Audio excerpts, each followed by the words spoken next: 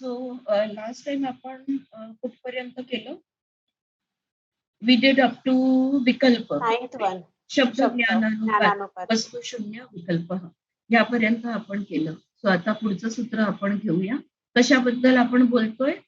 5 प्रकारच्या वृत्त्यांबद्दल बोलतोय. आणि 3 केलेत आपण त्याच्यामध्ये, प्रमाण, विपर्यय आणि विकल्प असे केलेले आहेत. आणि आता आपण चौथं बघणार आहोत. आणि चौथं आहे निद्रा. निद्रा, स्लीप इज ऑल्सो अ वृत्ती. निद्राचं त्यांनी डेफिनेशन दिलेलं आहे, अभाव प्रत्ययालंबना वृत्तिर्निद्रा.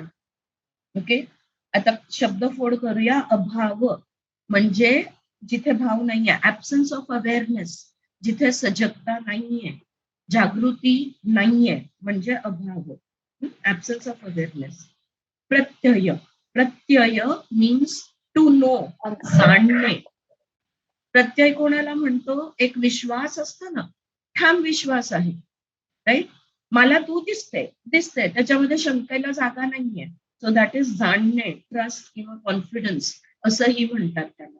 So Pratyaya means to know, जाणणे. नंतर आलंबन, आलंबन म्हणजे आधार किंवा सपोर्ट, आधार और सपोर्ट.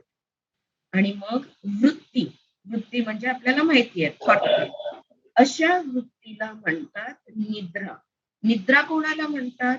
Sleep without dreams. ह्याचा अर्थ असा की निद्रा म्हणजे कुठल्या अवस्थेबद्दल आपण बोलतोय? तर सुषुप्ती. जागृत नाही, स्वप्न नाही, 4 अवस्था आहेत, जागृत, स्वप्न, सुषुप्ती आणि तुरीय. अशा 4 आपल्या चित्ताच्या अवस्था आहेत, right. Consciousness, states of consciousness आहेत. So we are talking about sushupti, म्हणजेच डीप स्लीप, जिथे स्वप्न पण नाहीये आणि जे जागृत पण नाहीये. हे दोन्ही गोष्टी नाहीये, म्हणजे ज्ञानेंद्रिय, कर्मेंद्रिय आणि मन सगळं ऍब्सेंट आहे, काहीच तिकडे नाहीये. त्याला म्हणतात सुषुप्ती अवस्था और dreamless sleep. It is an inert consciousness with no sense of existence. मी आहे हा पण माहित नाहीये, हे पण माहित नाहीये, तर तो भाव पण नाहीये. कम्प्लिटली 11 इंद्रिय आपले इनऍक्टिव्ह आहेत. तर त्या सुसुप्ती अवस्थेला पतंजलींनी वृत्ती म्हटलेलं आहे. आणि हे मी त्या दिवशी पण तुम्हाला सांगितलं की का वृत्ती आहे ती. सो अभावाचा प्रत्यय म्हणजे आलंबन घेतलेला आहे, त्या अभावाचाच आलंबन घेतलेला आहे आणि अनुभव झालेला आहे. म्हणजे मला काहीच अनुभव झाला नाही, हा आलंबन झाला. अभाव प्रत्ययालंबना म्हणजे जाणणे, जे काही मी जाणते, what ever I know, it is that I don't know. I was not aware. I was in deep sleep. I did not know anything. मला पूर्णपणे अभाव होता. हे कधी सांगतो आपण? उठल्यानंतर, की मी इतकी गाढ झोपले, मला कशाचीच भान राहिलेली नाही, म्हणजे मला काहीच कळलं नाही, मला काहीच माहिती नाही, म्हणजे आहे नाहीये काहीच नाही, कम्प्लीट इनर्ट कॉन्शियसनेस. आणि अशा अभावाचा आपण जेव्हा आलंबन घेतो, मग ती वृत्तीच बनणार ना, है ना. We are taking the support of unawareness over here, आणि म्हणून त्याला वृत्ती म्हटलीये. आणि का बरं? त्या अभावाचं ज्ञान कसं झालं? तर ज्ञानाचं बीज राहिलेलं होतं, आणि उठल्यानंतर त्या बीजेच्या आधाराने आपण म्हणतो की मला छान झोप झाली किंवा नाही झाली, whether I had a good sleep or whether I did not have a good sleep. We are able to say that even though we were completely unaware, even though the unawareness was our support, was our alamban, and that is why we feel happy or we feel sad. Again, प्रत्येक वृत्ती क्लिष्ट किंवा अक्लिष्ट असते. छान वाटलं, काय मस्त झोप झाली, अक्लिष्ट. तशी झोप पुन्हा कधी होणार? क्लिष्ट. अंडरस्टँड? त्याला लागून येणारा जो थॉट आहे, तो जर क्लिष्ट आला तर अक्लिष्टाचं रूपांतर क्लिष्टामध्ये होतं.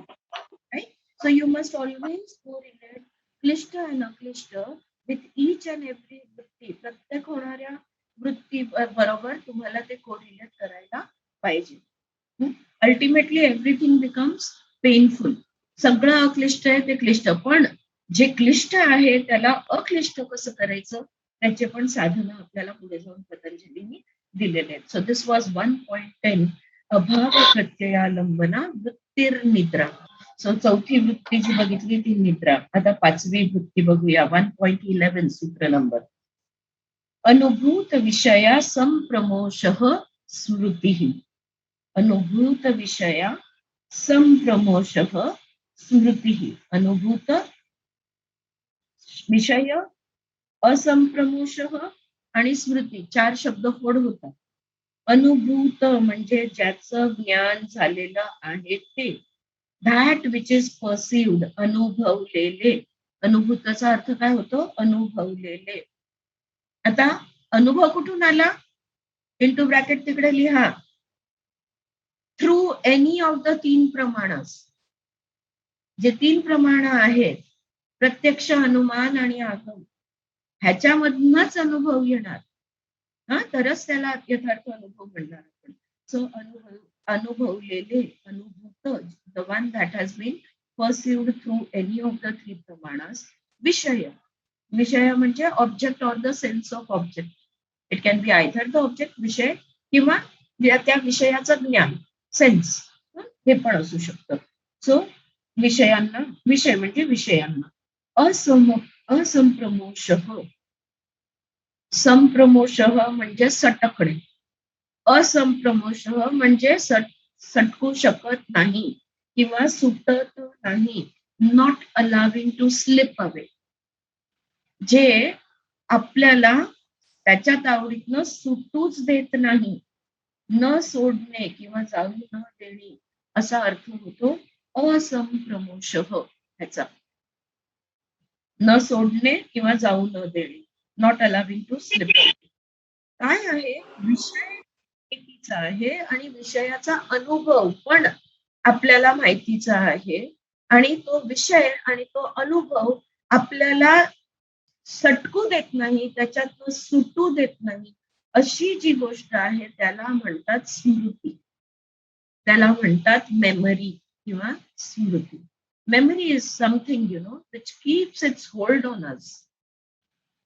सारखी सारखी सबकॉन्शियसली, अनकॉन्शियसली वर येत राहते आणि आपल्याला सतावत राहते, आपल्याला सुटू देत नाही. डिपेंड्स, क्लिष्ट का अक्लिष्ट कशी आहे त्याच्यावर डिपेंड आहे. Right? Do you get it? So त्याला स्मृती म्हणतात. So what is smriti? What is memory? It is a collection of, बघा आता नाव स्मृती हे सगळ्यांना पटलं, राईट? की स्मृती काय आहे? की ज्याच्या तावडीतनं आपल्याला सुटणं खूप मुश्किल आहे, जे क्लिष्ट अक्लिष्टच्या खेळ मांडून बसलेलंच आहे. ऑल द टाइम रिकलेक्शन आहेत आणि त्याच्यातनं त्रास होतो. पण ह्या ज्या प्राचवृत्त्या पतंजलींनी दिलेल्या आहेत, प्रमाण, विपर्यय, विकल्प, निद्रा आणि स्मृती, ऍक्च्युली ह्याच्याकडे नीट बघितलं तर प्रमाण, विपर्यय, विकल्प आणि निद्रा हे सगळे मुळे मिळून स्मृती तयार होते. ओके? सो मेमरी और स्मृती is a collection of the other four. जेव्हा प्रमाण, जेव्हा प्रत्यक्ष अनुमान किंवा आगमातनं आपल्याला एखाद्या प्रमाणाची वृत्ती तयार होते, किंवा आपल्याला दोरीचा साप दिसतो, विपर्यय घडतं, विच इज अन इल्युजन, और विकल्प आहे, विच इज अ डेल्युजन और हॅल्युसिनेशन, आणि निद्रा आहे, स्लीप. या चारहीचं एकत्रीकरण केलं की स्मृतीमध्ये जाऊन ते सगळं बसलेलं आहे. So it is a collection. As perception changes, memory may alter. मग आता जसं आपला दृष्टिकोन बदलेल ना, तसं त्या स्मृती, त्या स्मृतीकडे बघायचा दृष्टिकोन बदलतो. आय हॅव अ फ्रेंड, तिची सासू काहीतरी a year or two back expire झाली, आणि त्या सासू बरोबर तिचा एक वाद होता की तिला रात्री झोपताना केळं पाहिजे म्हणजे पाहिजेच आफ्टर डिनर, आणि तिला ते खटकायचं, कधीतरी नसायचं, कधीतरी पोरांनी खावलं, एवढं काय कांगावा करते. असं तिला वाटायचं की व्हॉट हॅपन्स अगर एक केला नाही तो क्या बिघडता.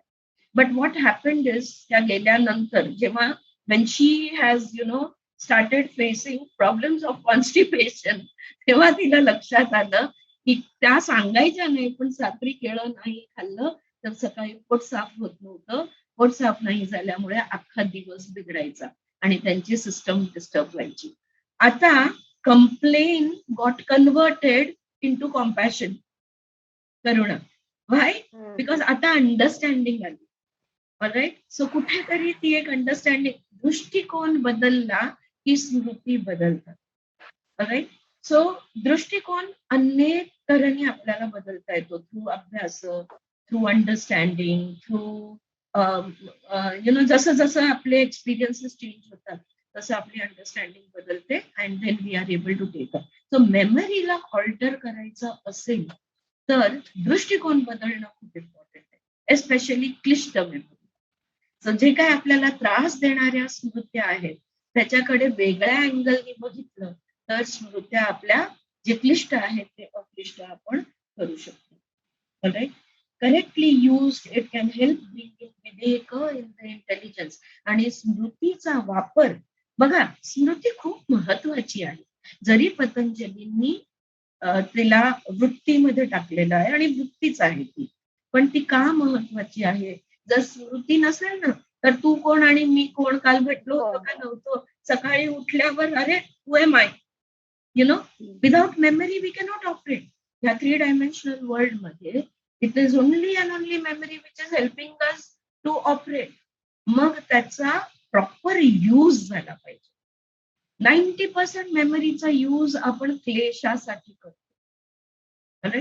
जर प्रॉपर दृष्टिकोन डेव्हलप केला गेला, जर आपण त्याला व्यवस्थित समजून घेतलं आणि त्याचा सही उपयोग केला तर विवेक ख्याती आपली डेव्हलप व्हायला त्याची मदत होते.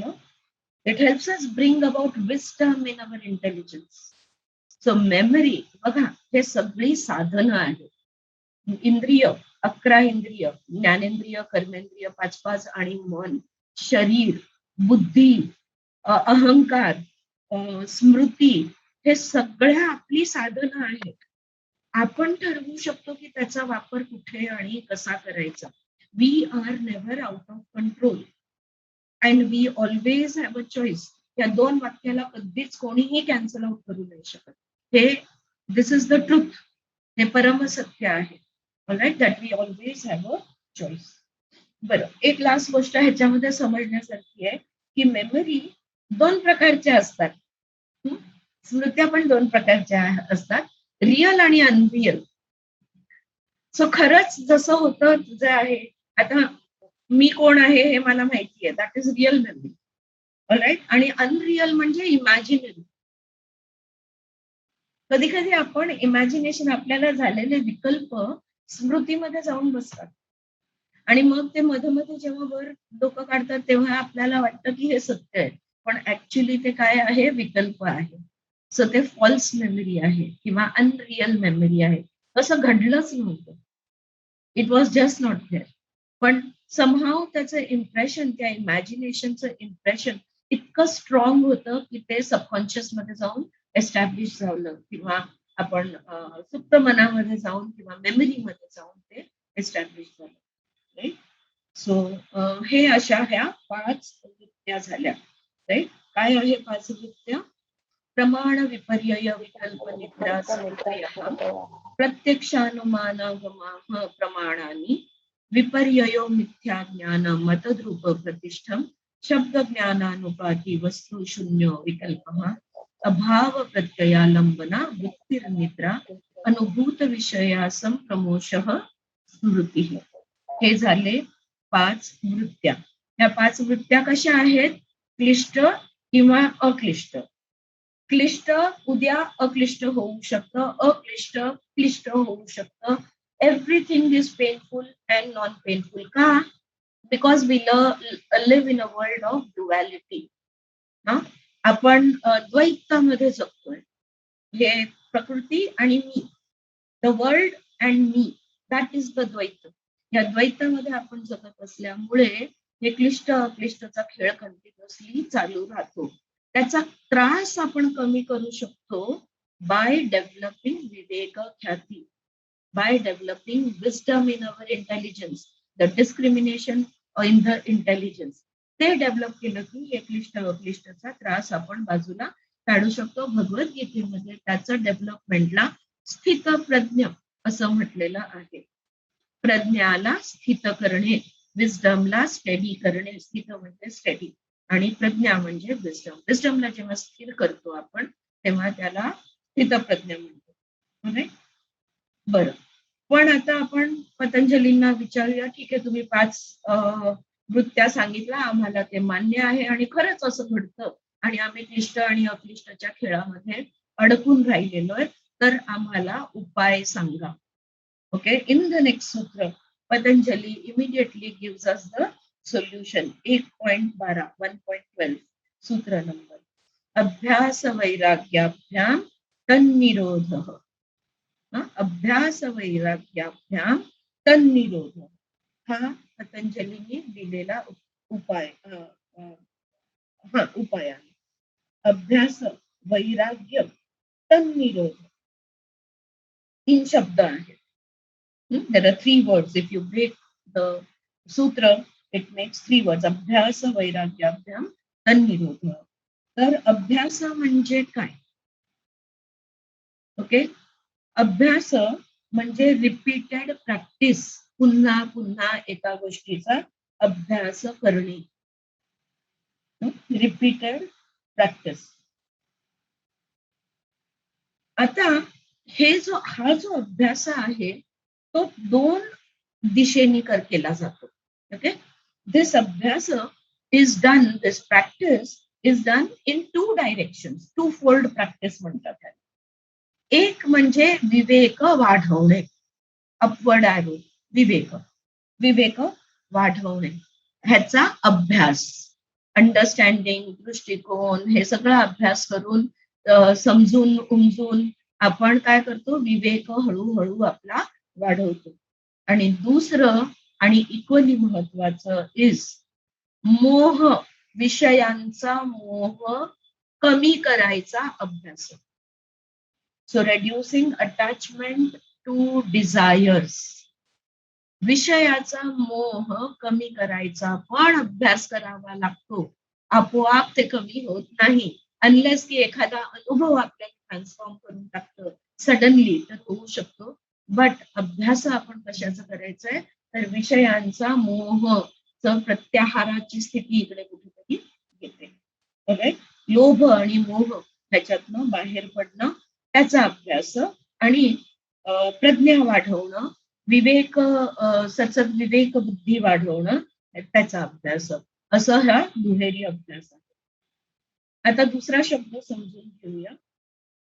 नाही, दुसऱ्या शब्दावर जायच्या आधी अजून अभ्यास, इथे अभ्यास पतंजलींनी कशाचा सांगितलाय आपल्याला, कशाचा अभ्यास सांगितलाय आपल्याला? मोह कमी करायचा अभ्यास त्यांनी नाही सांगितलेला आहे, किंवा आपल्याला विवेक वाढवायचा अभ्यास पण नाही सांगितलेला आहे. एकच डेफिनेशन त्यांनी दिलेलं आहे, योग चित्त वृत्ती निरोध. अभ्यास कशाचा आहे? चित्तामधल्या वृत्तींना कमी करायचा अभ्यास. ऑफ स्टिलिंग द वृत्तीज, स्टडी ऑफ कॉन्शियसनेस. कशाने होणार हे? सजगतेने होणार. जेवढी सजगता, जेवढा अवेअरनेस, जेवढा अलर्टनेस आपण डेव्हलप करू, तेवढ्या आपल्या हळूहळू वृत्त्या कमी व्हायला लागतील. एक छान वाक्य आहे, सृष्टी बदल का आरंभ होता. येस येस येस, दृष्टी बदलली की सृष्टी पण बदलणार. Very true.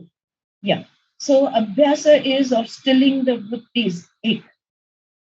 आता इथे जरी पतंजलींनी अभ्यास हा शब्द वापरलेला आहे, तरी बघा प्रॅक्टिसला ना आपण गैरसमज करतो. आता रोज पश्चिमोत्तानासन रोज करत राहणे, ह्याला आपण प्रॅक्टिस म्हणतो. ऑलराईट, हे काय आहे? Repetitive practice. पण त्याच्यामध्ये जर आपण if we put dedication and devotion, ही प्रॅक्टिस जी आहे, या प्रॅक्टिस मध्ये आपण प्रत्येक प्रॅक्टिस बरोबर एक खोल वरचा वेगळा अनुभव आपल्याला मिळू शकतो. So we don't want to do repetition. What we want to do is, Vimla ठकरांचा शब्द इकडे यूज करीन, redoing. We are not repeating mechanically, we are redoing. Redoing मध्ये काय असतं, एकदा केलं या थरावर होतं, दुसऱ्यांदा केलं एक थर अजून खोलवर आपण केलं, राईट.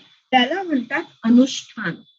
सो अभ्यास अनुष्ठानाशिवाय अभ्यास नाही. We have to do our abhyas with anushthan. अनुष्ठान म्हणजे डिवोशन किंवा डेडिकेशन, समर्पण, पूर्ण विश्वासाने, त्याच्यावर कम्प्लीट ट्रस्ट करून. सो अनुष्ठान इज अभ्यास with devotion, with dedication, and not just mechanical अभ्यास.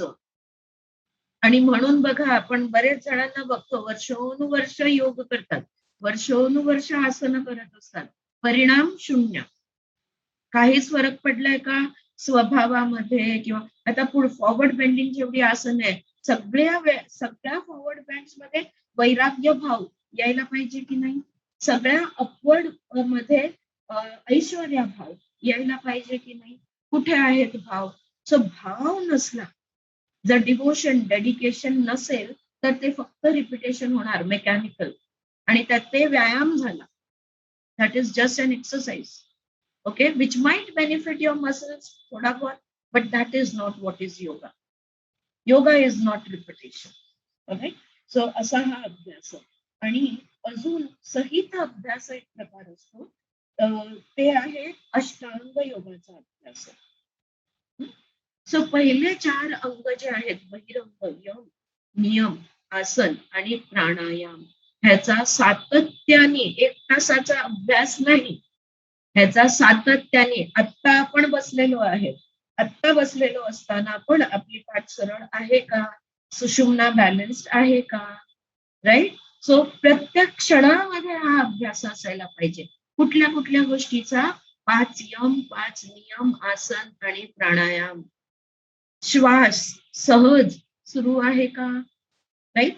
Every time every physical body posture can become an asana. Every breath can become a pranayama. What is pranayam? Expansion of breath. प्राणायामचा अर्थ होतो expansion of breath. आणि प्रत्येक श्वास एक्सपॅन्डेड असू शकतो, आपल्याला बनवता येऊ शकतो. त्याच्यासाठी हठयोग करत बसायची गरजच आहे असं नाहीये.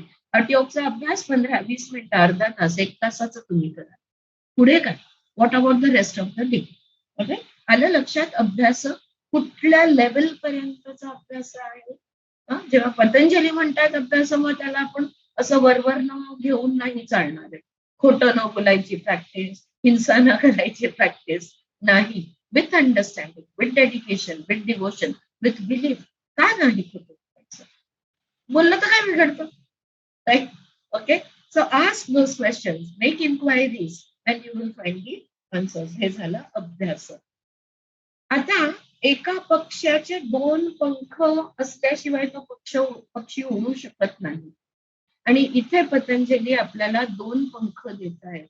एक आहे अभ्यास आणि दुसरा आहे वैराग्य. आणि असं वाटतं की ते विरुद्ध आहेत 2.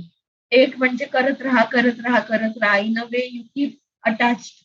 अँड देन ते म्हणतायत की वैराग्य नका करू, नका करू. We have to understand what is abhyas and what is vairagya. वैराग्य आपण बघूया. Let us understand what is vairagya. आता वैराग्य ज्या ज्या गोष्टींचा अभ्यास करतो त्याच्यातच वैराग्य येणार आहे. कसा? तर परत मोह, डिझायर्स, राईट, आणि ह्याच्यापासनं, आणि पॅशन्स म्हणजे आसक्ती, ह्याच्यापासनं वैराग्य. अभ्यासाबरोबर वैराग्य लागूनच येणार. एका पंखाने पक्षी उडू शकणार नाही. We will not be able to fly with just abhyas. त्याच्याबरोबर वैराग्य आज हे यायलाच पाहिजे. Letting go of it. So मोह आणि पॅशन्स, आसक्ती, ह्याचा वैराग्य घ्यायचंय. Cultivate non attachment to detachment. बरं, हे सहज असायला पाहिजे. अभ्यास पण सहज पाहिजे वैराग्य पण सहज पाहिजे. It has to be absolutely unforced, natural, स्वतःहून. जबरदस्ती करने से सप्रेशन होगा. हं? जर आपण दाबून दाबून धरल्या इच्छा, तर त्या दाबल्या जातील आणि एक दिवस जॅक इन द बॉक्स उडून बाहेर येतील. राईट? सो सो वैराग्याचा अभ्यास करायचा आहे परत. राईट? अभ्यासाचा वैराग्य आणि वैराग्याचा अभ्यास. So we have to do abhyas of giving up moh, maya, मोह आणि पॅशन्स, डिझायर्स अँड पॅशन्स. आणि वैराग्य इज ऑल्सो डुईंग त्या अभ्यासाचा पण पुन्हा वैराग्य, letting it all go. Right? Every knowledge. So this काय माहितीये, हे जे आध्यात्मिक फील्ड आहे ना, या आध्यात्मिक फील्डमध्ये एखादी आयडिया जर पटली, तर त्याला आपण इतकं घट्ट धरून ठेवतो की तेच आपलं बंधन बनून जातं. It becomes our bondage. So ideas आणि हे जे ऍक्शन्स आहेत, जे आपल्या साधनेला ऑब्स्ट्रक्टेड आहेत, ह्या सगळ्याला पण सोडत जायला पाहिजे. We have to discard ideas and actions which obstruct our sadhana. So साधनामध्ये जर बंधनीय जर एखादी गोष्ट झाली, तर मग ते आपला अडथळा, आपला अंतराय बनून बसणार one day or the other. आणि त्यामुळे कुठल्याच गोष्टीला घट्ट धरून अजिबात बसायचं नाहीये. म्हणून वैराग्याचा अभ्यास. जेवढं ज्ञान संकलन होणार, जेवढी अंडरस्टँडिंग वाढत जाईल, त्या गोष्टीला सोडत जायचंय. Right? So there is this story about एक ऋषी होते आणि त्यांचा जो साधक असतो, तो त्यांना म्हणजे येतो साधक बनायला त्यांच्याकडे आणि त्यांना सांगतो की भाई गुरुजी, आता मी हे शिकलो, मी खूप ज्ञान संपादन केलेलं आहे, पण तरी सुद्धा मला मोक्ष मिळत नाहीये. तर मी काय गिव्हअप करू म्हणजे मला मोक्ष मिळेल? आणि मग ते लिस्ट बनवून देतात ऋषी त्यांना, त्याचे गुरुजी त्यांना एक लिस्ट बनवून देतात.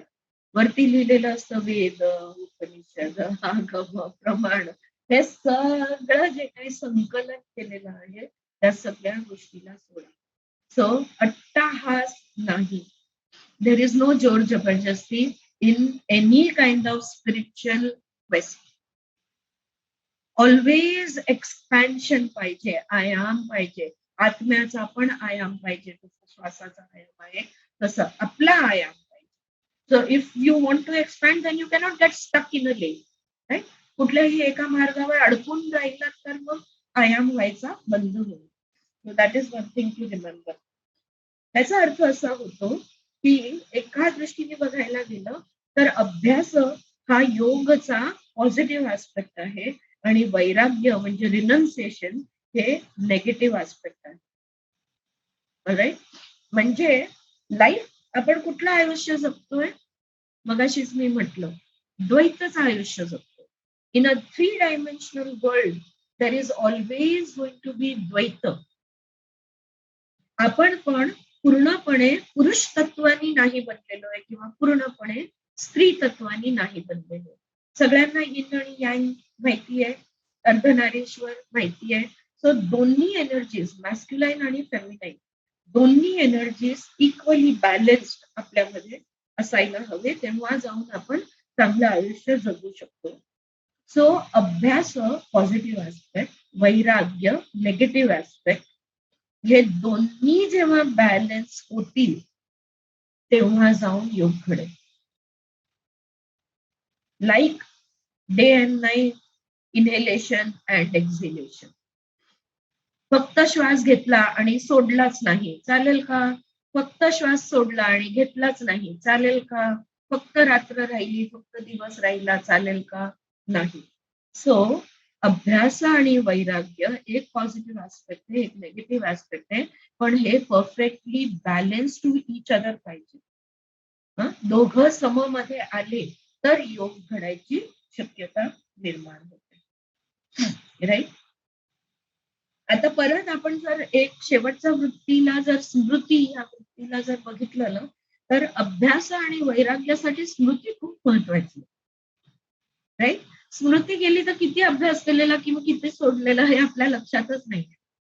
सो हिअर स्मृती हा साधन जो आहे तो साधन आपण एकदम नको आहे ते सगळं डिस्कार्ड करून टाकायचं. इथे शुद्धिक्रिया, स्मृतीची शुद्धिक्रिया.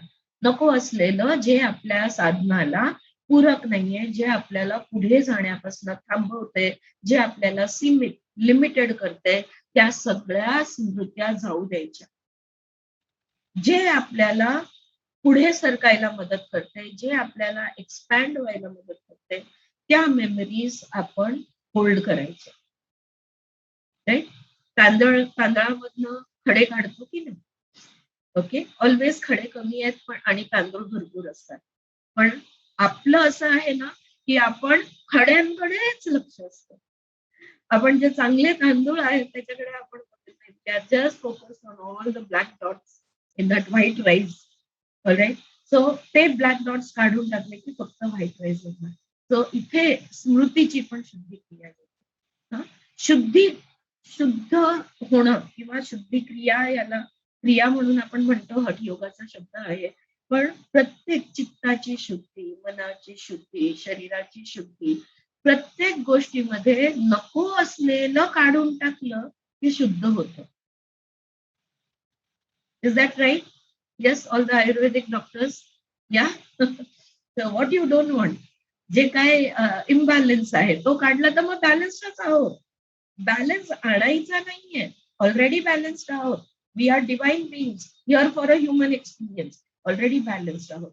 काय करायचंय, जे इम्बॅलन्स झालेलं आहे ना त्याला परत रिबॅलन्सिंग करायचं. ओके, म्हणून हा अभ्यास आणि वैराग्य अभ्यास. नाही पटतंय की वृत्त्यांना जर आपल्याला स्थिर करायचे किंवा वृत्त्या जर आपल्याला कमी करायचे किंवा वृत्त्यांना आपल्याला हळूहळू कम्प्लीट निरोध करायचा आहे, तर पतंजली म्हणतायत अभ्यास वैराग्याभ्याम तन्निरोधा, हाच त्याचा उपाय आहे, अभ्यास आणि वैराग्य. आपण म्हणतो कळलं हो, पण अभ्यास म्हणजे काय आणि वैराग्य म्हणजे काय हे समजावून सांगा. ओके, सो पुढच्या सूत्रामध्ये पतंजली आपल्याला अभ्यासाचं वर्णन करून सांगतायत की अभ्यास कसा करायचा. पुढचे 2 सूत्र आहेत त्याच्यामध्ये. Alright, so we move on to 1.13. अभ्यास वैराग्याभ्याम निरोध 1.12 होतं. अभ्यास कसा करू विचारल्यावर 1.13 आणि 1.14 हे 2 सूत्र दिलेले आहेत. 1.13 इज तत्र स्थितो यत्नोऽभ्यासः. तत्र स्थितो यत्नोऽभ्यासः. तुम्हाला तत्र, आता लेट्स ब्रेक डाऊन, शब्दार्थ बघूया. तत्र म्हणजे ह्यांच्या, ऑफ दीज. तत्र म्हणजे काय, ह्यांच्या, कोणाच्या, वृत्त्यांचा, ऑफ द वृत्तीस. तत्र ऑफ दीज, ऑफ द वृत्तीस, ह्यांच्या म्हणजे कोणाच्या, वृत्त्यांच्या. स्थितौ, स्थितौचा अर्थ होतो स्टेडीनेस किंवा स्टेडफास्ट एफर्ट. म्हणजे काय, स्थिर प्रयत्न, सातत्याने प्रयत्न. स्थिर नाही, सातत्याने प्रयत्न म्हणजे स्थितो.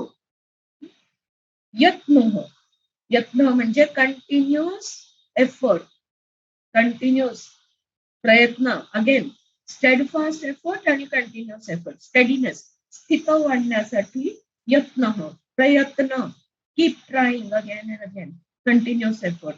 अभ्यास, जेव्हा आपण सातत्याने पुन्हा पुन्हा प्रयत्न करत राहतो त्याला म्हणतात अभ्यास. अभ्यास is steadfast efforts to still the fluctuations in the consciousness. So चित्तामध्ये उठणाऱ्या वृत्तींना स्थिर करायचा पुन्हा पुन्हा सातत्याने केला जाणारा प्रयत्न म्हणजे अभ्यास. या साधन पादामध्ये पुढे जाऊन जे लोक नवीन आहेत आध्यात्मिक मार्गावर आणि ज्यांच्या वृत्त्या थांबतच नाहीये, त्यांच्यासाठी, जे नवीन आहेत त्यांच्यासाठी पतंजलींनी अष्टांग योग दिलेला आहे. ऑलराईट, सो यम, नियम, आसन, प्राणायाम, प्रत्याहार, धारणा आणि ध्यान समाधी परिणाम आहे. त्यामुळे आपण धरूयाच नको. हे 7 प्रॅक्टिसेस जे आहेत, हे 7 प्रॅक्टिसेस पतंजलींनी न्यू कमर्स जे आहेत, नोवाइसेस ज्याला आपण म्हणतो, न्यू साधक जे आहेत त्यांच्यासाठी ते दिलेलं आहे.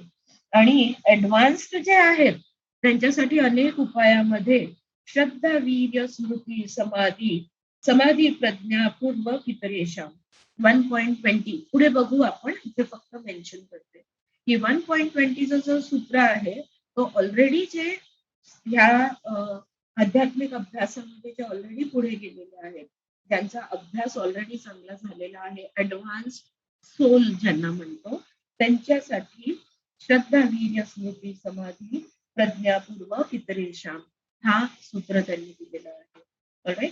बट ठीक आहे, ते मी जस्ट मेन्शन करते. सो तत्र स्थितो यत्नो ध्यासः, स्टेडफास्ट एफर्ट्स, कंटिन्युअस एफर्ट्स, सातत्याने पुन्हा पुन्हा वृत्त्यांना स्थिर करायच्या प्रयत्नाला अभ्यास म्हणतात. त्यांनी डेफिनेशन किंवा व्याख्या इथे देऊन दिलेली आहे. Is that clear? या पुढच्या सूत्रावर जाऊ. 1.14 सूत्र. आता हे जे स्टेडफास्ट एफर्ट, आता तुम्ही म्हणताय की परत परत अभ्यास करा किंवा वृत्त्यांना स्थिर करायचा प्रयत्न करा, तर ते तरी कसं करायचं? मग अजून काही डिटेल मध्ये देतात. स तू दीर्घकाल नैरंतर्य सत्कारा सेवितो दृढ, स तू दीर्घकाल नैरंतर्य सत्कारा सेवितो दृढ. तर हे सूत्र त्यांनी दिलेलं आहे. Let us see what it means. स म्हणजे धिस, हे. तू आणि, स म्हणजे हे आणि हे म्हणजे काय? अभ्यास, वरचं सूत्र. स्थिर आणि रिपीटेटेड प्रॅक्टिस, सातत्याने केलेले प्रयत्न म्हणजे स. चा अर्थ होतो हे, धिस. तू आणि, तुझा अर्थ होतो आणि किंवा अँड.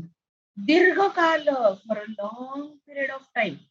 असं मी कधीपर्यंत करू अभ्यास, असा प्रश्न पडतो की नाही आपल्याला. तर दीर्घकाल.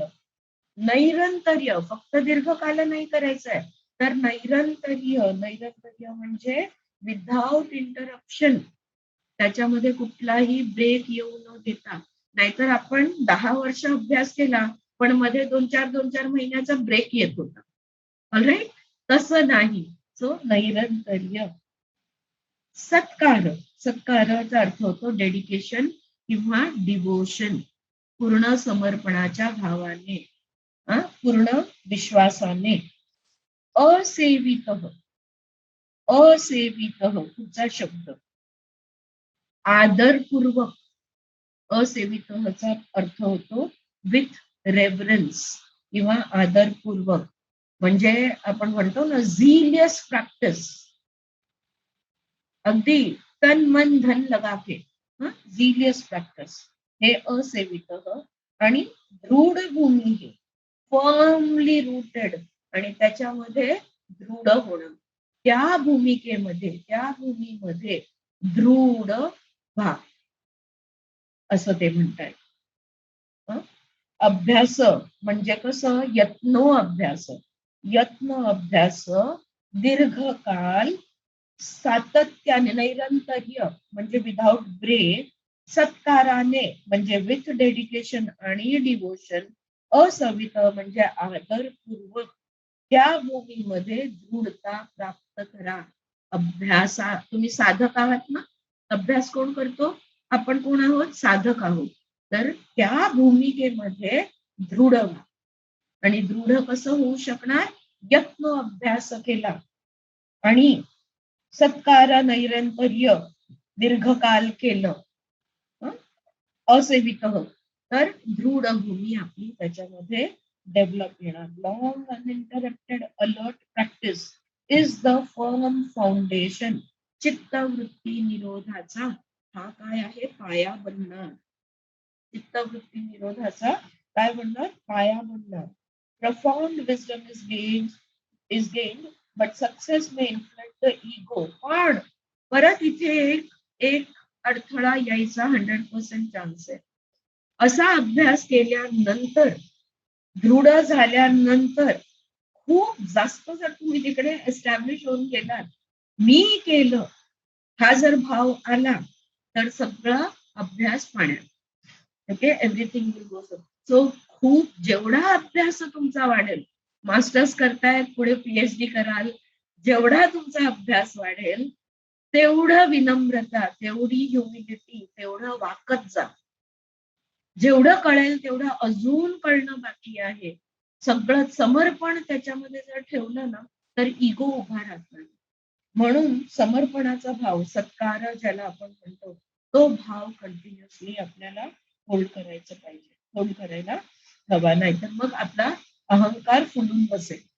ओके, ह्याच्यासाठी मग काय पाहिजे? जे योगाचे 4 स्तंभ आहेत ना ते पाहिजे. आचार, विचार, आहार आणि विहार.